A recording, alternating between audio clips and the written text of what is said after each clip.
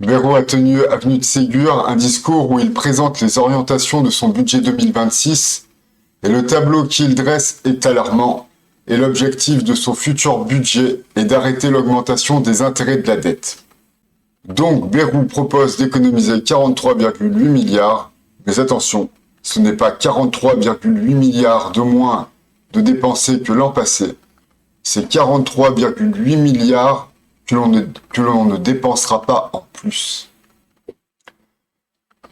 Et dans le discours de Bayrou, il y avait 3 points. Celui de la dette, celui de la relance économique, ou de l'effort économique, et celui de l'armée. La question donc, comment on ne dépense pas 43,8 milliards d'euros en plus? Donc Bayrou veut faire de 2026 une année blanche. Tous les budgets seront gelés, sauf celui de l'armée et celui de la charge de la dette. La charge de la dette, le budget qui rembourse les intérêts de la dette. Donc ça, c'est la grosse orientation technique. C'est ce qui va se passer pour 2026 si, bien sûr, évidemment, si le gouvernement n'est pas renversé. Malgré tout, dans ce discours, il a fait quand même énormément. J'ai tout écouté. Il a fait énormément de politique, donc, eh bien, je vais en parler un petit peu. Ça, j'ai pas fait tout ça pour rien. Donc, il a parlé du commerce extérieur qui est en déficit, donc il veut diminuer les importations. Il veut faire de futures économies sur le système de santé en remboursant moins, par exemple. Il a dit, et ça m'a fait marrer, il a dit, il fallait que le coût de la santé soit plus concret pour nos concitoyens. Donc, c'est-à-dire moins de remboursement de médicaments, et puis donc aussi par rapport aux arrêts maladie, et même aux visites chez le médecin qui seraient inutiles. Bon, on va fliquer un petit peu les gens par rapport à la Sécu. Il a parlé de mettre en place une contribution de solidarité. Donc c'est un petit peu ce qu'avait proposé Barnier pour le budget 2025. Enfin, j'imagine que ça doit être à peu près pareil. Donc il a aussi parlé donc de l'économie et il veut augmenter le produit national. Et donc moi la question que je me suis posée c'est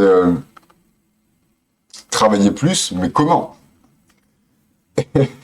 Eh bien, François Bayrou a donné la réponse, une piste, une proposition. C'est pas quelque chose qu'il a dit qu'il retiendrait, mais bon, c'est une piste. Il a proposé de supprimer 2 jours fériés. Voilà comment travailler plus et augmenter le produit national.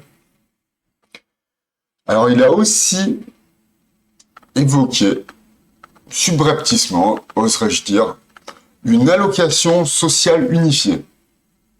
Pas la moindre idée de ce que ça veut dire. Il veut aussi aider les entrepreneurs en baissant la bureaucratie tout en baissant les aides aussi pour les entrepreneurs. Ce qui permettrait donc les baisses d'aides pour les entrepreneurs, bon ça ne va pas les aider, mais baisser la bureaucratie, ça serait donner plus de droits aux patrons. Après son discours, il y a eu Lombard qui a parlé. Et Lombard, lui, a évoqué donc le futur entretien avec les Allemands pour mettre au point un projet pour une économie européenne compétitive. Ensuite, la ministre chargée des comptes publics, donc elle a tenu un discours. Sous-jacemment, on peut en conclure que dans le budget, il y aura toujours un soutien à l'environnement et même à la sécurité en général. Et aussi, la ministre chargée du Travail et de l'Emploi a parlé d'une réforme de l'assurance chômage. Et enfin, Rebsamen a parlé d'une baisse des dotations pour les collectivités locales.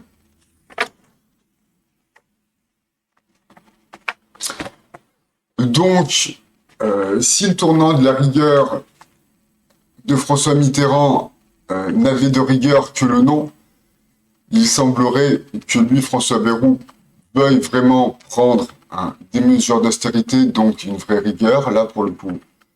On verra si son projet